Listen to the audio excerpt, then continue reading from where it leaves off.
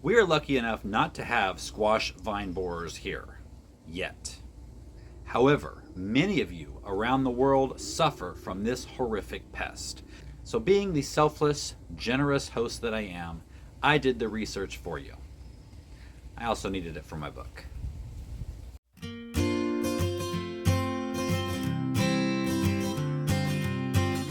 Hey, I'm Brian with Next Level Gardening. If you're looking to join an online garden community that offers tips, tricks, and support to help take your garden to the next level, you're in the right place. Get started now by clicking subscribe and hit the bell so you never miss anything.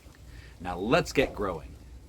So I have a question. Do you have squash vine borer where you live? If so, let me know what your experiences are with it in the comments, and if you have any ways that you love that work that will prevent them or get rid of them once you have them, share them down in the comments as well. So a little bit about the squash vine borer itself. It is a moth that kind of looks like a wasp. It's about 1 inch long, it's orangish red, its wings are clear. The squash vine borer lays its eggs on the stem about 1.5 inches above soil level. Once those eggs hatch, the larvae burrow their way through the stem to the hollow inner portion. And that is where they live. And they will continue to feed on the inner part of that stem until they've pretty much cut off all ways for the plant to bring moisture and nutrients from soil level into the plant. So the plant is going to start to wither and die. So as always, we're going to start with prevention first, and I will stress this, I can't stress this enough, prevention is number one when it comes to getting rid of or not having problems with vine borer, because they are way easier to prevent than to get rid of once you have them. And if you stick around to the end, I'm going to give you a really high-tech, sneaky way to prevent them. Floating row covers are almost 100% effective, because if the vine borer can't get to the plant, if there's a physical barrier there, it can't hurt it. Something just peed or pooped on my computer. Vine borers actually overwinter in the soil. Now this method only works if you're not growing squash in the same place you did last year, because if you are, you're going to put the tent over them, they're going to emerge under that tent and basically have a covered all-you-can-eat buffet.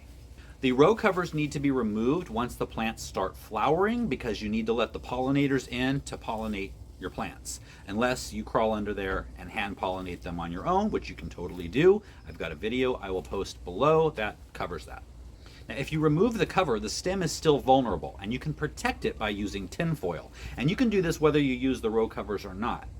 Take some foil and wrap it around the stem from soil level to the first set of leaves. And just to make a good seal, mound up some soil at the bottom where the foil meets the soil.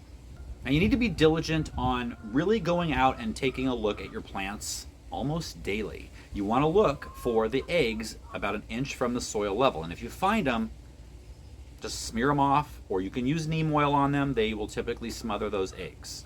Unfortunately, if they get past the egg stage and they are allowed to hatch and burrow themselves into the stem, you probably won't notice any more damage until it's too late. Now that doesn't mean give up. If you see the plant starting to wilt, as soon as it starts to wilt, you need to take action. There's a few things you can do. First of all, you can take a sharp knife, sterile, or like a knitting needle, and jab it into the stem in a couple of places about 1.5 inches from the soil. And hopefully, you'll stab the borer right through. You can also, using a sharp knife, slice the stem from just above soil level, right up the stem. You can kind of open it a little bit until you find the borer, and then again, just get them. Once you do that, mound the soil up around that cut, and that will help protect the cut, and it might even help the plant produce some new roots to support more growth now that it really has an injury. How about some companion planting strategies? Parasitic wasps can actually take care of the eggs and the larva if it catches the larva before it enters the stem.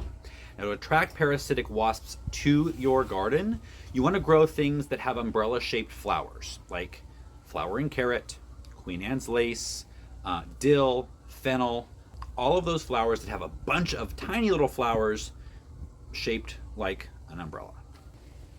All right, are you ready for the high-tech, sneaky solution?